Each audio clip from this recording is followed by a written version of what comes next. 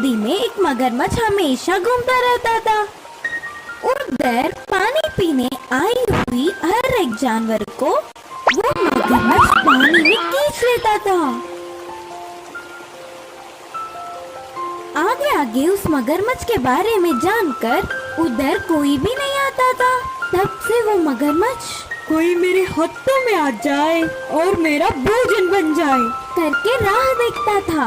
एक दिन ये सब ना जानते हुए एक हिरन नदी के पास आकर धीरे से पानी पीने लगी। दूर से ही हिरन को देख मगरमच्छ उसे किसी भी तरह खाने का निर्णय करके पानी में जाकर धीरे से हिरन के पास आकर एकदम से उसके पैर को जकड़ लिया। हिरन के लिए ये अनहोनी होने के कारण ना कुछ समझते हुए तुरंत रोना या चिल्लाना छोड़कर हंसने लगी। पागल हिरन, मरते हुए क्यों हंस रहे हो? बोला मगरमच्छ ने।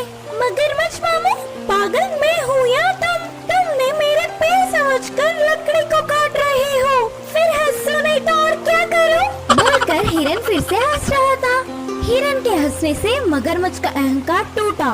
उसने लकड़ी को ही पकड़ा होगा करके भ्रम में हिरन के पैर को छोड़ दिया। किनारे पहुंचकर हिरन करके सांस लेके उधर से भाग निकली।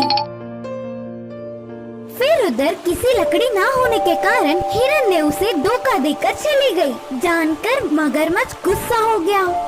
ऊपर से अच्छा स्वादिष्ट आहार थोड़े में ही खोने से दुखी हुआ। अगले दिन नदी के पास पानी पीने सियाड़ आया तो वो सियाड़ और मगरमच्छ बहुत अच्छे दोस्त थे। उदास मगरमच्छ को देख सियाड़ ने ऐसे पूछा, क्या हुआ दोस्त, कुछ परेशानी में हो लगता है। हिरन ने उसे धोखा देकर कैसे भाग निकली। यह पूरी बात बोलकर मगरमच्छ रोने लगा। अरे रे, ऐसा हुआ है तो तुम्हारा दुखी होना ठीक ही है, लेकिन तुम्हारा दोस्त मैं हूँ। अरे भूल गया क्या? अबे जाकर उस हिरन को बहला फुसला कर इधर ले आऊंगा, दावत मना लेना। बोल के हिरन आते समय मगरमच्छ करने का उसको कान में एक उपाय बोलकर चला गया सियाड़। अब एक जगह पर हिरन को सियाड़ ने पकड़ लिया। हिरन मित्र, किसी चीज के लिए ढूंढ रहे हो लगता है। अच्छा, हरा घास बहुत खा चुका, ऊपर से गर्मी के मौसम से प्यास सह नहीं पा रही हूँ, कहीं तो पानी का पूल दिखेगा करके ढूंढ रही हूँ। बड़े अच्छे हो तुम, हमारे पास में ही एक अच्छा नदी है ना। नाना, उस नदी में मगरमच्छ है। अच्छा सच? तो वो कल की बात है, अब वो मर गया। मैं सुबह ही नदी के पास गया, वह किनारे पड़ा था मर के। देखा और आराम से पानी पिया। तुम्हारा कहना मान नहीं पा रही हूँ, तो फिर चलो तुम्हारी आंखों से स्वयं तुम ही देख लो, तब पानी पी लेना। बोल के हिरन को उसके साथ ले गया सियाड़।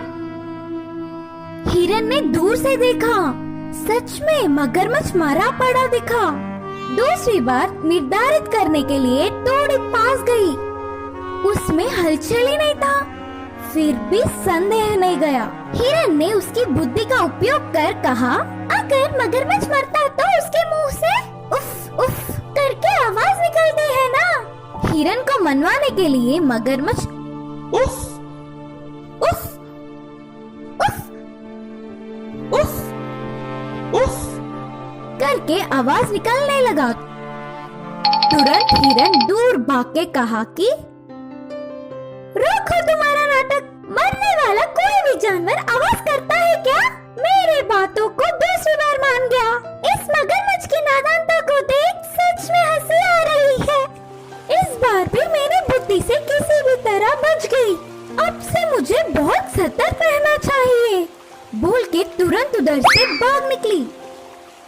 इससे मगरमच्छ सियाड़ एक दूसरों को ही देखते रह गए। इस कहानी की सीख यह है कि उस हिरन की तरह हमें भी थोड़ी सी बुद्धि दिखाकर कितनी बड़ी मुसीबत से भी